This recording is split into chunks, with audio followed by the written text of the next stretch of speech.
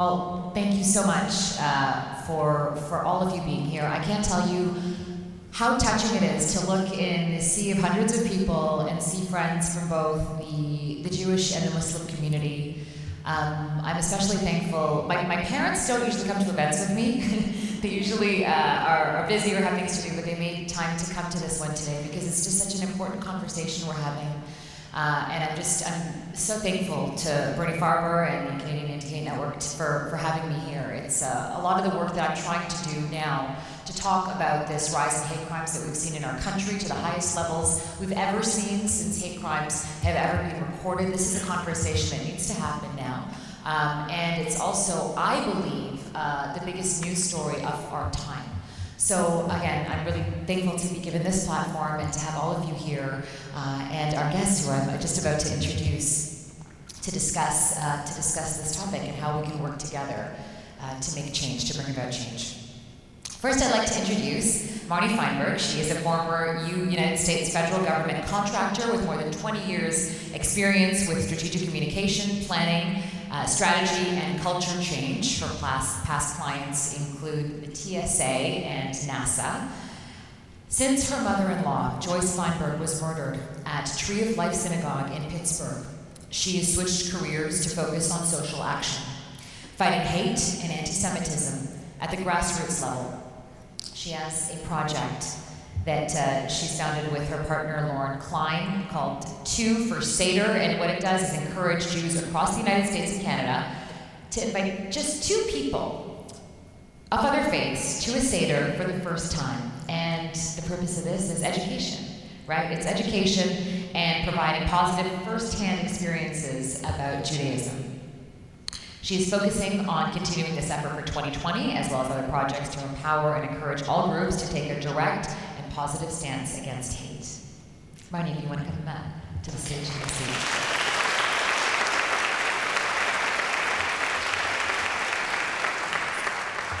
And she's wearing her Raptors red today, which is just so perfect. Imam Hassan Guillet. We've practiced this about 4 times and I still got it wrong. I'm sorry about that. Imam Hassan Guillet is an internationally known cleric from Quebec. The Imam, who speaks 6 languages fluently, moved to Canada from Lebanon back in 1974. A retired engineer and lawyer, he also has a background in international human rights, and he's also worked with the Canadian Red Cross. Imam Hassan received international acclaim. You might have seen it. He spoke at the funeral for the 3 victims of the Quebec mosque shooting. His elegant and poignant words reached audiences all around the world. His acknowledgement of the Islamophobic murderer Alexandre Bissonnette as a victim himself touched many hearts. This is what the Imam said. Alexandre, before being a killer, was a victim himself. Before planting his bullets in the heads of his victims, somebody planted ideas more dangerous than bullets in his head. Ladies and gentlemen, Imam Hassan.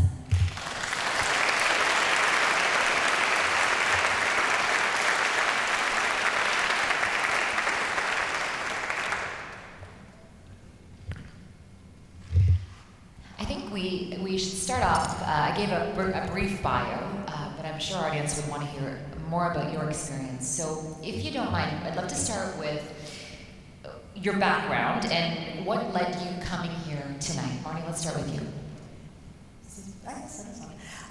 So my life changed on October 27th, and I think everyone here, their life changed as well. When Joyce died, Joyce was my mother-in-law, and she was as close to me as my mother, and it was a privilege to be her daughter-in-law. And she always made everyone who ever met her feel welcome and loved, and she would stay in touch with you. Even if you met her 20, 30 years ago, you thought she was your best friend. And this was the wonderful woman that was stolen along with 10 other amazing people. And it's just a drop in the bucket of what is going on with this hate that is absolutely out of control. And I have to say that I didn't feel any anger. I felt, just like Judy said, that the world was broken and it needed to be fixed. So this concept of tikkun olam, of fixing the world, how can we do that? And I was actually, I'm a writer, and I was asked to write a piece, but this was in November, and I was asked to write something for Passover. And then it hit me, wow, I've never done Seder without Joyce. I have no idea how to do that. And Seder for us is bigger than Thanksgiving, or it's the biggest thing. I can't even approach this. And I wrote, I think, 3 boxes of tissues later. I wrote an article about it, and the idea for Two for Seder came to me in the end, because I can't leave someone in the same despair that I'm in. I have to leave you with something that we can do, something we can do to really fix the world. And I have to tell you, after talking with so many people who work in the interfaith world, so many people like the Imam that have really dedicated their entire lives to this, that we have a role to play. We can't leave it to the professionals. And we have the tools and the expertise to do it, to reach out to our neighbors and let them know that we want you to learn about who we are, and we want to learn who you are. And we have an opportunity as North Americans to do that. You can't say that in many places around the world. We don't necessarily have that opportunity to reach across and say, you know what, we've got similarities, we've got differences, let's explore them together. So that's what Two for Seder is really about, is being able to say, let me open the door, and you can come in, and you know what? Maybe there's a reciprocal, invitation to Easter or to Eid or to Diwali or something along those lines. And it's a dialogue, it's a conversation. And every single one of us has not only the opportunity to do it, but I feel we have an obligation to do it. That's just, yeah. I was going to do that. That's so well put. And over a meal, which is something, food obviously brings people together, but I think the other thing that I just thought when you said that was, you may have these conversations and you might not agree with the person. There might be things that you don't agree with, but at least you won't leave hating them, right? Like when you have these conversations, when you sit across from somebody, it's a different relationship than on Twitter in a silo, right? So that puts a personal touch to it. Thank you for that. Imam Hassan, your journey, what brought you here today? Well, first of all, what brought me here, the invitation. I received the invitation. I thank very much the organizers, which gave me this opportunity to address a lovely audience like yours. And thank you very much for being here.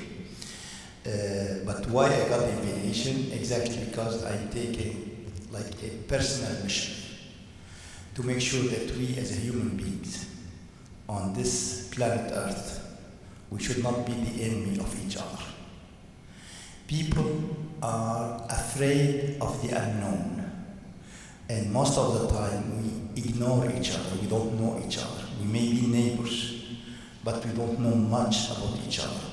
We use labels, the Italian, the Jew, the Muslim. When I lived in Toronto about in the 80s, they were talking about Pakis. At a certain time they were talking about niggers, now about Muslims, about the Jews. So this ignorance, we don't know much about each other, so we became afraid of each other. And this fear of each other sometimes developed into violence and terrorism. And sometimes as Jews, you might think that you are victimized or you are targeted. I, as a Muslim, I feel the same thing. Christians feel the same thing. I don't think we are targeted because we are Muslims or because we are Jews or we are Christian. No. We are targeted because people don't know us. And when they don't know us, they become afraid of us. Like just before the shooting in the mosque, there was the North Carolina. It was a church, they were Christian. Somebody came to the church and they killed believers in the church. Then there was the mosque. They were Muslims. Then there was Pittsburgh. They were Jews. Then again, in New Zealand, in a mosque. So what I took it as a mission to try to open eyes, to stretch the arms. Open your eyes, open your heart, open your door, and invite your neighbor to see you. Work with your neighbor. Stop being a stranger, stop being the unknown, and stop being a threat to others. This is what I'm doing, and later on during the evening I can share with you some of the experiences. Very, very positive experiences, but I leave it now as the introduction, and later we'll get back. Thank you very much. Okay, you're more than...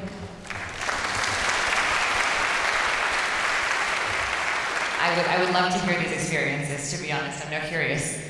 Well, the latest experience is very, very new. I was very busy in the early spring for things many of you know. Then I wanted to cut the grass in front of my house because my wife was very big, bugging me for that. The grass, we could have a guerrilla war in front of my house because people could hide in the grass. So it was becoming like that. So I took my lawnmower to the repairman in the neighborhood. When he saw me, you are a celebrity, I saw you on TV. I said, at what occasion? He said, when there was this Muslim stuff, the Muslim issues on the TV. He said, it's very sad, very bad. I have a Muslim, one of my other customers, he's Muslim. He was so fed up with all what's going on, he had to close his synagogue. I said, I beg your pardon. What did he close? Is at his synagogue. I said to him, a Muslim who closed his synagogue. Yeah, he was so fed up with all what's going on. So he had no choice but to close his synagogue. So people don't know the difference between a synagogue or a mosque or a Jew or a Muslim. For them it's the same stuff. The stranger next door. The stranger next door. With the tall grass. Yeah, so this was one of the experiences. I have plenty of these. That's beautiful. Let's shift our focus for a little while. We're in a beautiful synagogue here to talk about places of worship. How do we build resilience in our places of worship? I'm sure there's many people from both our communities who after these events have felt unsafe, if I could say scared, to practice their faith. How do we build the resilience in these places? What do we do? You don't want to ask me that. As someone who worked with Homeland Security for many years, there's a difference between resilience and security. So I'm glad you asked resilience. I think the idea that running drills, making sure that especially your children know where they should go. Children in the States, I don't know if they do it here, but we have fire drills every month, and then every quarter we have shooting drills. So we actually, my daughter, my child, that she doesn't think anything of it. She just thinks, oh yes, we just cover the window so that it's black. So this is what the Parkland families have done. So unfortunately, I have joined a club that no human being wants to be part of, but all of the mass shootings in the States and in Canada, we're all connected and we all stay in touch. But the Parkland families are making sure that these kind of resilience in the schools are law. Across all the states, it's very uneven. But to do that also in the synagogues, the idea that if something, God forbid, a million times, something were ever to happen in this beautiful, serene place, that you feel comfortable that your children are 110% safe, and you do what you gotta do. That is the most important thing.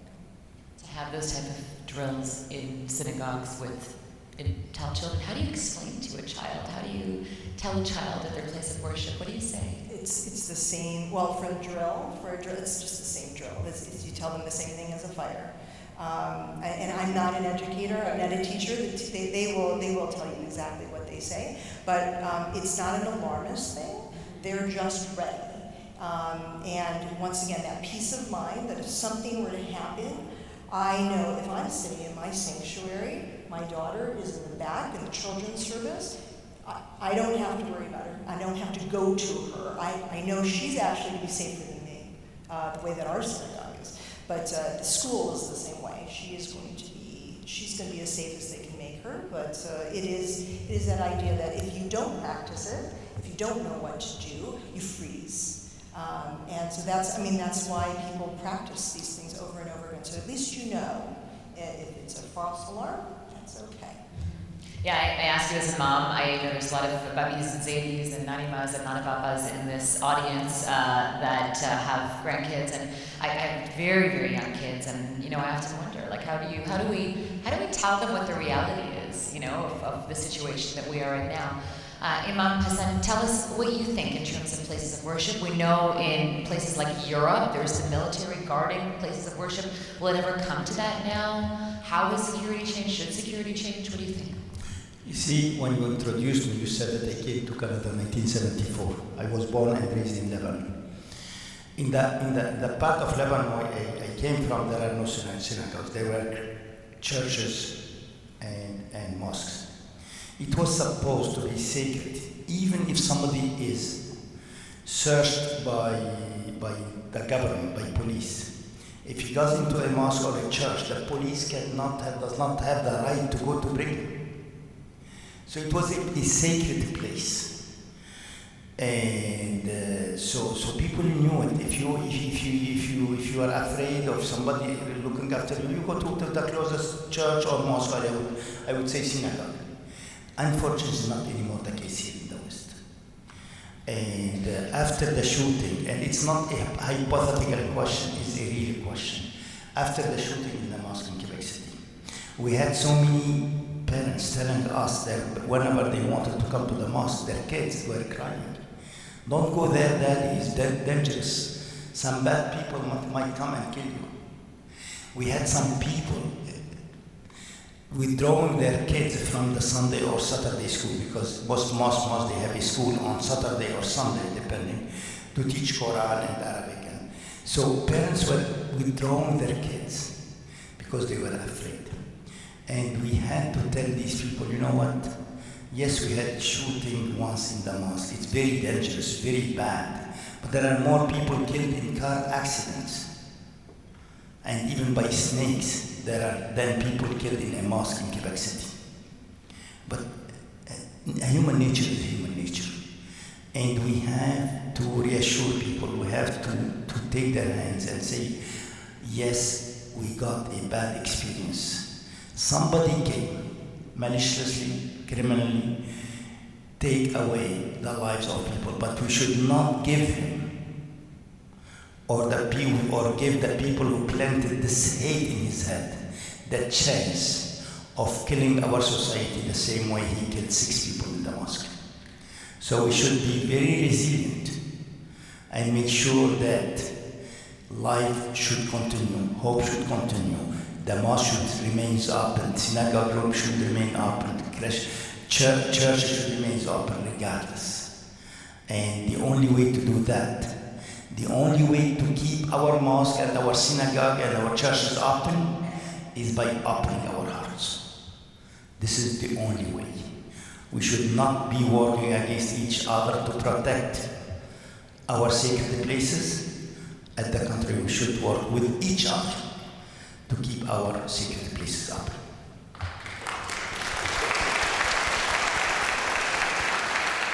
By opening our hearts. You spoke about the fact that I asked resilience, not security. But today, coming into the synagogue, and I don't know if this has been going on for a long time, or maybe it's a more recent phenomenon. I haven't been to a synagogue since a wedding many years back, but I noticed somebody checking my purse, right? So is security changing? Or do we have to look at security practices around all places of worship? Do you think, either of you? Well, security definitely is changing. I went to China in 2000. On my way back from Beijing to Vancouver, being an aerospace engineer and a pilot, I went to the cockpit and I said to these people, I'm working for Bombardier, and they said, welcome. I was with them, they have a guest chair. I spent the whole flight from Beijing to Vancouver in the cockpit chatting with the captain and the pilot and so on. 2003, I went back to China. I couldn't even dare to think about approaching the cockpit. I would have been shot there. This is a real experience. So definitely we have a problem with security. But the thing, can we protect ourselves by security? We can do all the job. If we don't change the mind of people, Security should come from inside, not by having a policeman at each door and behind each tree. Security should come by education, by knowing each other. I'm not saying that we leave things open and let people going around shooting others, but security by itself. We saw it even in the international politics.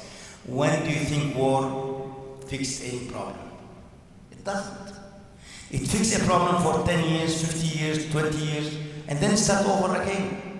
Why? Because we are not fixing the real problem, which is justice, equality, and the brotherhood between people.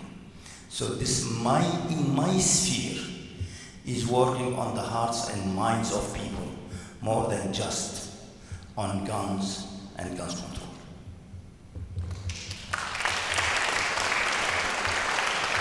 Marnie, put on your security hat for a second. Do you think that there is a need for more, or do you think that we're the place we should be? Yeah, I passed it because I didn't really.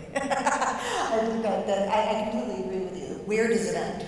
Where does it end? Security is, once again, so this is a different hat than my two Crusader hat, but the security is really about a militaristic state. And if you have full security, you don't have freedom. What are we giving up when we start not trusting each other, we're not trusting our neighbor, we're not trusting the person standing in line next to us, and they're just standing there? There has to be a balance. That balance 10 years ago, 5 years ago, 2 years ago, what a difference. And I even, at this point, I've got TSA pre-check, and I get really upset when I can't go through my TSA line. I've got to take off my shoes, and I know why we had to take off our shoes. I was at TSA at the time when the bomber who had the bomb in his shoes, when he was apprehended. And I saw they did many tests about what would happen to an airplane if that little tiny bomb had gone off, because it's pressure. It's like a little pop inside of a balloon. Boom. But where do you end? Where does it stop? And I think that this dialogue to say, we're done. We've had enough. This is the securities we want to get, because this is an open place. This is a place where everyone is welcome. This is a place of love. Every mosque, every church, every synagogue, every temple, and every Hindu temple, anything. This is a place where you should be the safest in the whole world.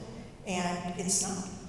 Do I put more security on it, or do I try to fight back with love? And we have to strike that balance. Imam, how do you cope with the resurgence of hate? As I said, it's because what is the origin hate of ignoring each other? So people, when they don't know each other, they think that the other is an enemy. That what we should do, and what I'm doing on my little person is doing on with as little tools as I have, is to educate people.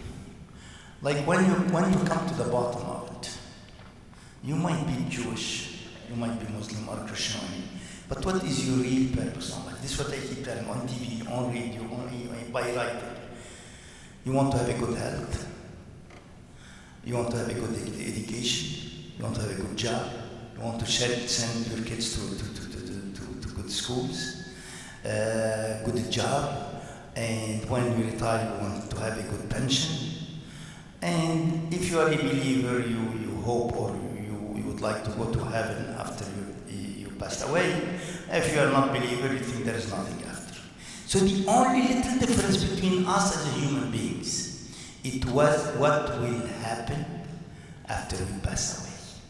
But between today and the time we pass away, we have a whole life in front of us.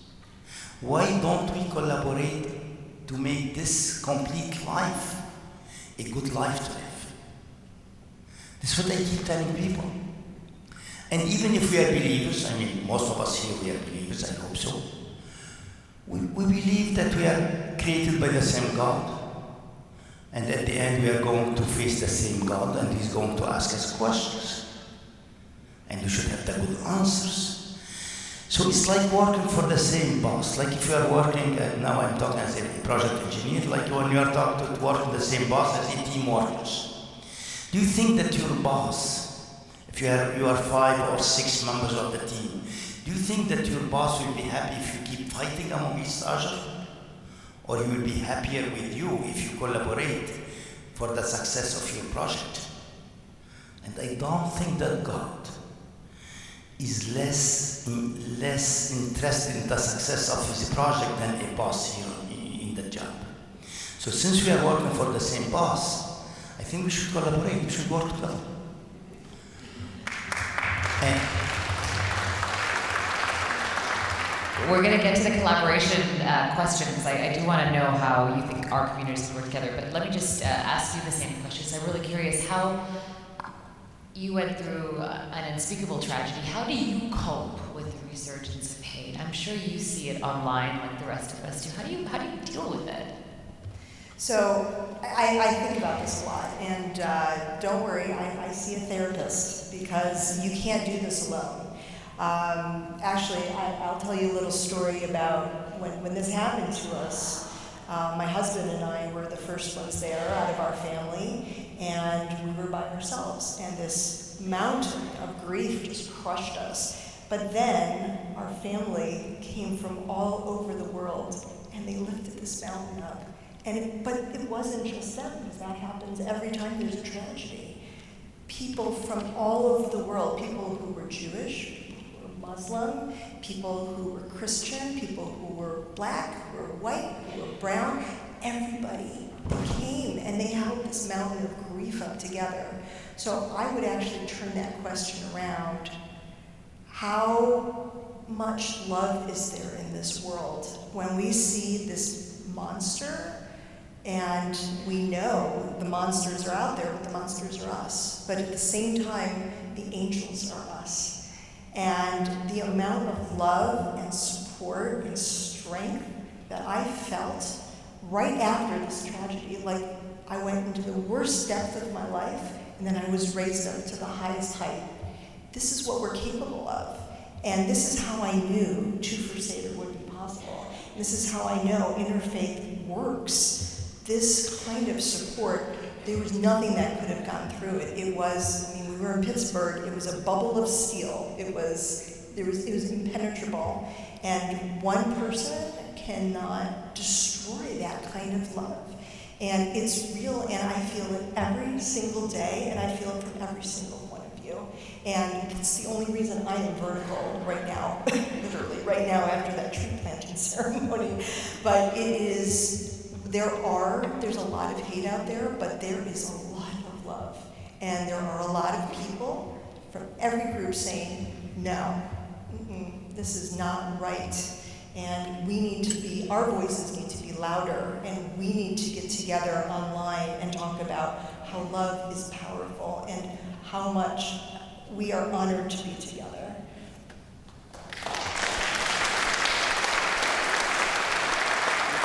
That was very powerful. Imam, did you feel that same sort of love? Definitely. I wrote many times about it. The 29th of January 2017 showed us the worst of us when this killer came to the mosque and took away the lives of 6 fathers and left behind 6 widows and 17 orphans. But at the same time, it shows the best of us. Yes, he was French Canadian. Yes, maybe he was Catholic. But the people who did the human shield, the human chains around mosques, around the country to protect mosques, they belong to this society too. So the 29th of January showed us the worst of us and the best of us as well. So we should stop pointing fingers and saying them versus us. No, we are all us.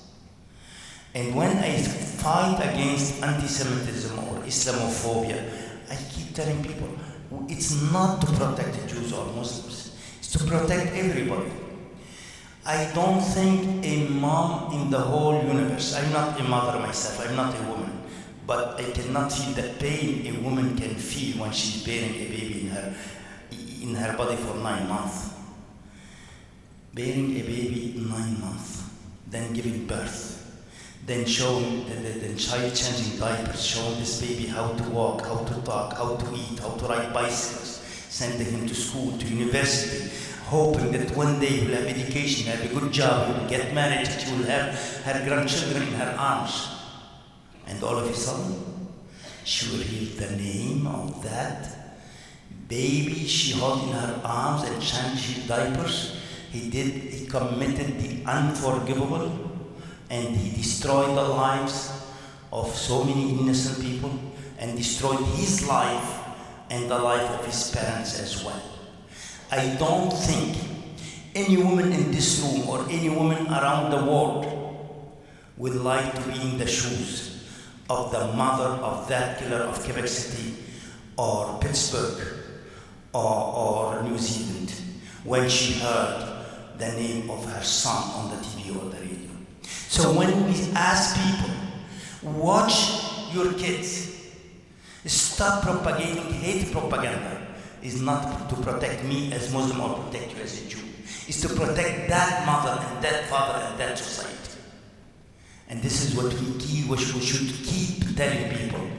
Don't think that fighting anti-Semitism is to protect the Jews or fighting Islamophobia is to protect Muslims. It's to protect the whole society. Every father and every mother and every son and every daughter in the world.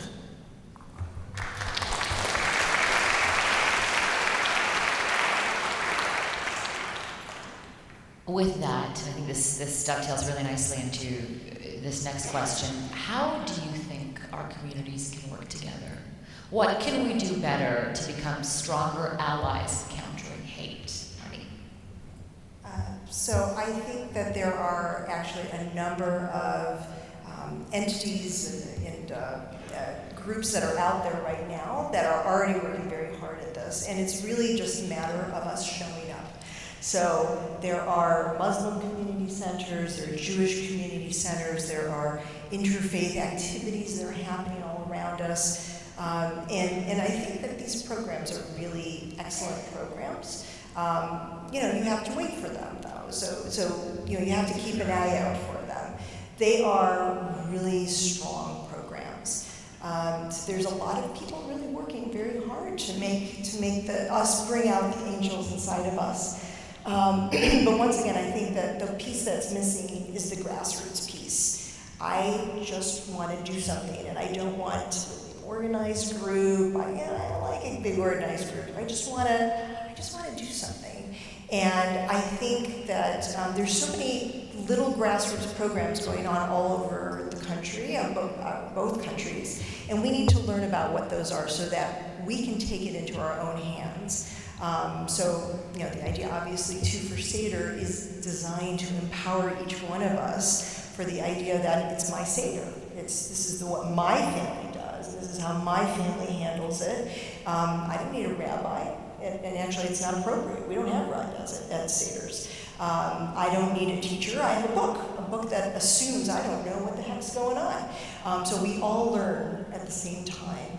And I think that that's the same thing at what happens at Iftar. I mean, it is something in the home, and it's something Christmas is the same way. It's something in the home, and it's something that comes from my family and my traditions. And each one of these holidays are different because I might come from one country, but my husband came from a different country, and so we bring different traditions together. And so we create something new of our own, and our parents might not even recognize what we did. But that's okay. That's how the tradition evolves. And to be able to share that with someone who's never seen it before, it's really empowering. It's really wonderful. So to take the Sabbath, every week you've got an opportunity, come bring somebody. Just bring somebody who's never experienced it before. And I think that you will learn and you'll feel this amazing power of, I made a difference today. Tikkun Olam today. And it's so wonderful, and it makes you feel so good that I fix my little corner of the world. I can't fix the whole ocean, I can't fix the whole world. I don't know who can. I know people can break the whole world. I can't fix the whole world at one time, but I can fix my little corner. And I have the power to do that.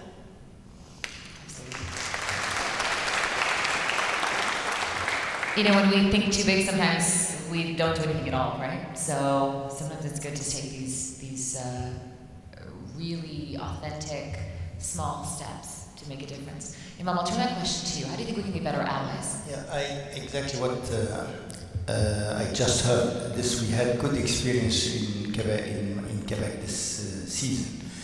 To mark the anniversary of the shooting, the second anniversary of the shooting, we had what you call it the Muslim Awareness Week, a complete week, and it was done by synagogues, churches, mosques, temples, Buddhist temples, and so there were activities, and in each of these places, to let people know each other, to have common supper, common prayer, common activities. There was even some month before, we had a documentary that Rabbi A.V. Feingold, I don't know if some of you know him, and Cardinal Lacroix from the Catholic Church. We had a documentary, the three of us, the Cardinal, the highest authority in the Catholic Church, myself as an Imam, and Rabbi Feingold. We had this documentary to show people that we are friends, we are brothers, we are not enemies. So one session was in the church, the second session was in the mosque, the same mosque that was the theater of this terrorist attack, and the third was in the synagogue.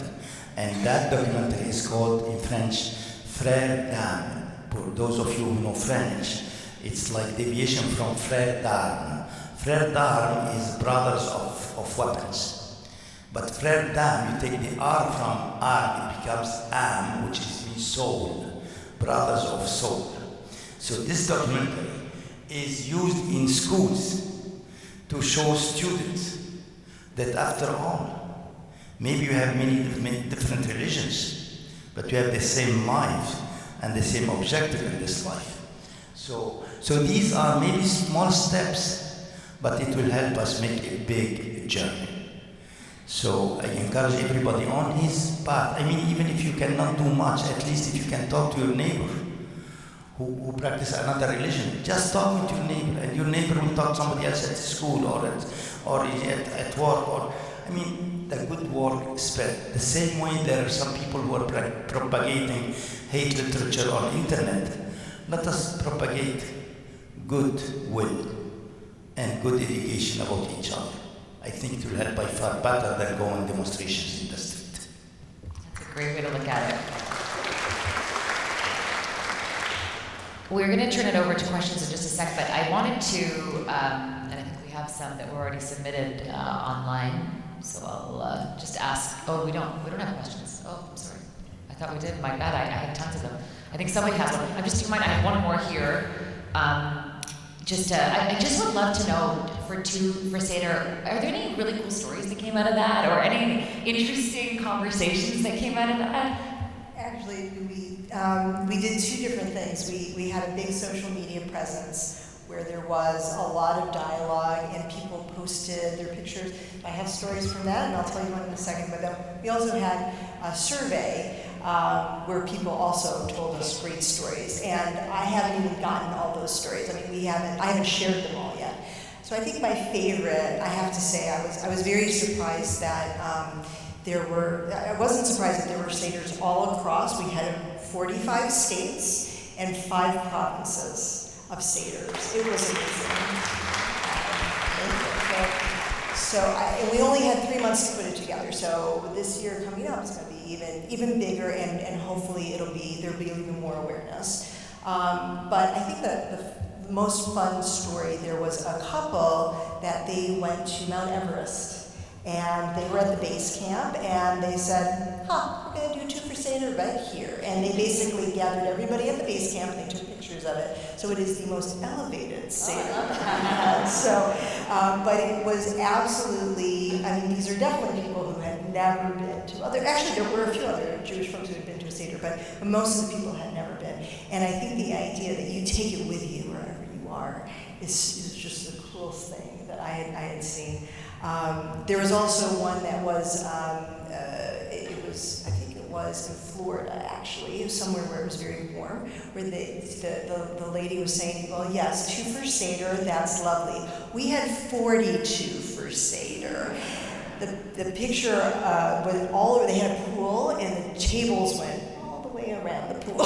So I don't know if anybody ended up in the drink, but it was certainly a very, I mean, they wanted for the biggest impact out of everybody, but I don't think anybody actually just did Jew. I think almost everybody, from what the survey said and what people were telling me, that well, you bring your Jew, but I got my kids and I got my aunt and I got, can we bring 6 people? And of course, when I used to have Seders, there were 30 people at my house. Oh, and the fire codes, according to my husband, only cover about 20. So, of course I can fit 6 in, So this is going to be a constant challenge, I think. But they're really, I think that people really had, not just did they have a good time with it, but they really felt like, I can do this, and this is a great idea, and I'm really excited to do this. I mean, they were excited about it, and I asked in the survey, should we do this next year? Because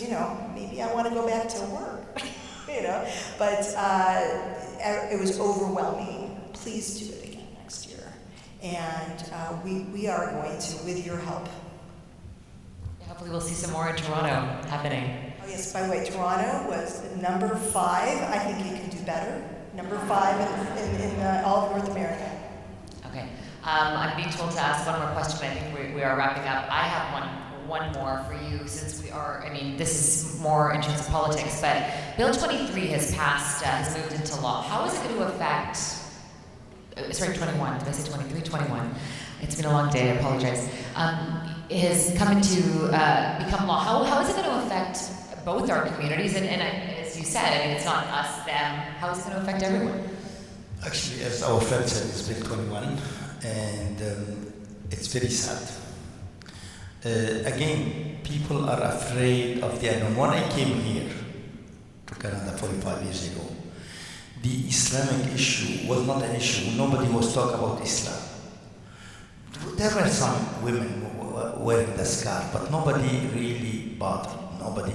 But now people, they are seeing more and more Muslim. They're feeling more and more threatened. And then they cannot ban a Muslim scarf without banning the kippah or the turban for the Sikh and so on.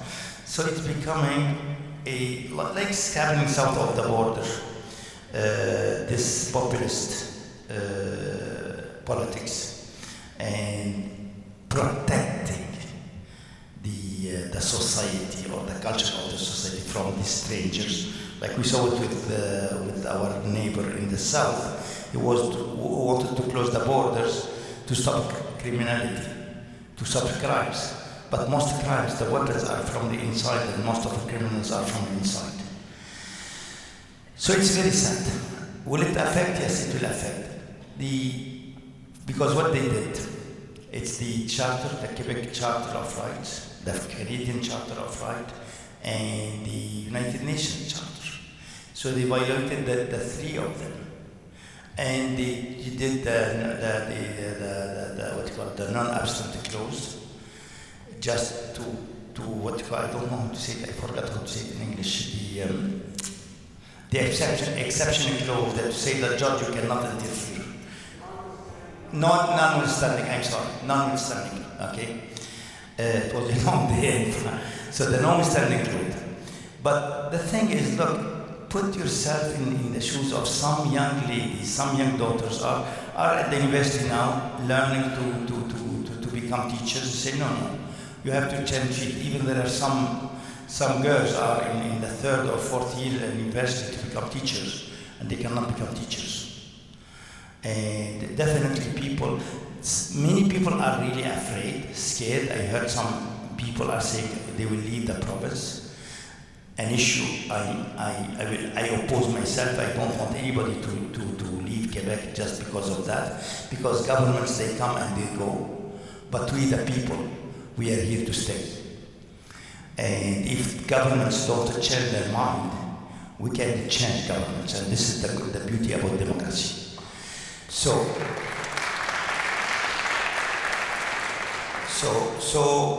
there is some opposition being organized, and these people who think that they have a mandate because they won the election. If you realize with the percentage of the people who showed up, only I think if we realize how many people voted and how many people voted for this government, they are only 25%. And did all the 25% who voted for this government voted for this law? I don't think so. So they are playing with democracy because they won the vote, they have the majority in the parliament, they can pass the law in the parliament. But elections will come very soon. And in the meanwhile, even they did the non-standing clause, people will go to the court and they will challenge this law. So we are coming into a very tough period, but being optimistic myself, I'm quite sure at the end we will win. I don't think these people are on the good side of history. If you look, a few decades ago, women didn't have the right to vote. Few decades ago, the first Jewish person who was elected to the National Assembly could not be sworn in. They had to repeat their election because he was Jewish and he could not. The people voted for him. You can check in the internet. And he could not be sworn in as a member of the National Assembly. Now it's becoming a normal issue. So society is progressing, like in the US. A century ago, blacks didn't have the right to vote. They got a black president. Nelson Mandela was in jail for decades, and he became the president of South Africa. We should not lose hope. We should not abandon in front of difficulties. We should face the challenge, and sooner or later, we, the people, will win. Thank you very much.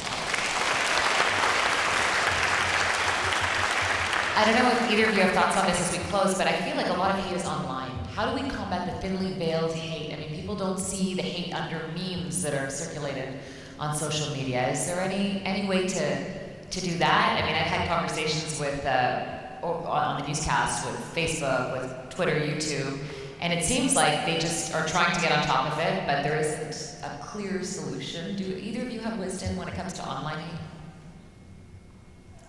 Wisdom? No.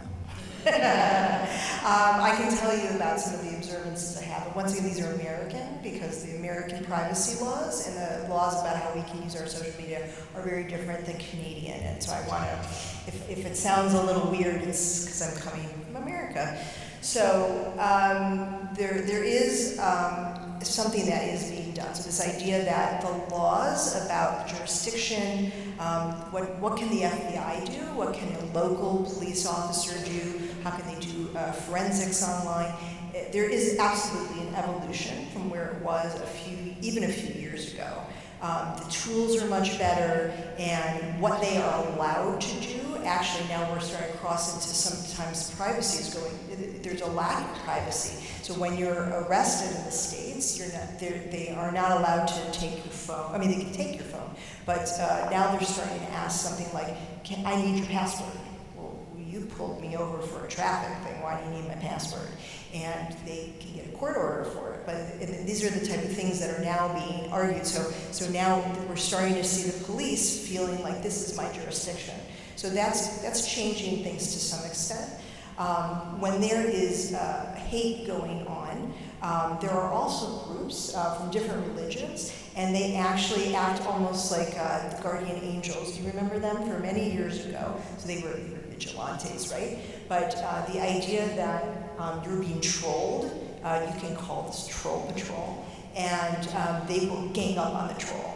And to be fair, these trolls are cowards. That's who they are. They are not brave people who can stand up to your face and tell you this type of thing. Or they're robots. That's true. Yeah, this group isn't going to help a lot. But so this would be actual live trolls, and not DNS or something like that. Sorry, that's going to shut down your email. But having these patrols really makes a difference. And first of all, it makes you feel better that you're not alone. And these things are just starting up. So the idea that, I'm in a dangerous neighborhood, I'm gonna call my bodyguard. So this is the same thing you can do online. And we're just starting to see the beginning of that. And I think it's very essential that we actually start contributing to that. So the idea that if I was given an opportunity to basically beat up a troll online verbally, all you have to just do is just confront them, and there's a group of people that do it, and they have the power is that they can make you cower. When there's a group together, you're shining the light on the monster under the bed, and they cower and they run away. So there are things that we can do, but we have to do them as a group, and we really have to feel that being online is not a place for you to hide. I'm gonna confront you there. I think there are 4 players in this equation. First of all, I believe that people who are propagating this hate propaganda, inciting violence, are a very tiny minority, but very dangerous and very vocal. And they keep thinking the silent majority is the real majority, but we are unfortunately very silent. We should continue being majority, but we should stop being silent. And I give the parallel with the Me Too movement. How many of us witnessed some trouble occasion or experiences at the job when certain women had to live some bad experiences and others were watching, like seeing it as a joke, or sometimes a bad joke but still a joke? No, it's not a joke. Many women's lives were destroyed due to what you think or what you thought at the time it's a joke. So we should be vigilant. If we see somebody saying a derogatory remark about a certain group, we should stop. About Pakis or Negroes or Jewish or Polish or whatever, we should be intolerant to intolerance. We should stop people. We should all be vigilant in this. This is we as people. Second, the media has a role to play. Now with the mainstream media becoming a little bit lenient about this, so the intolerable is becoming acceptable. So certain people think it's okay to say this or that. No, it should not be okay. So media should be very vigilant and should, I'm not asking to take away the freedom of speech, but there is a difference between the freedom of speech and the freedom of inciting people to hate each other or inciting to violence.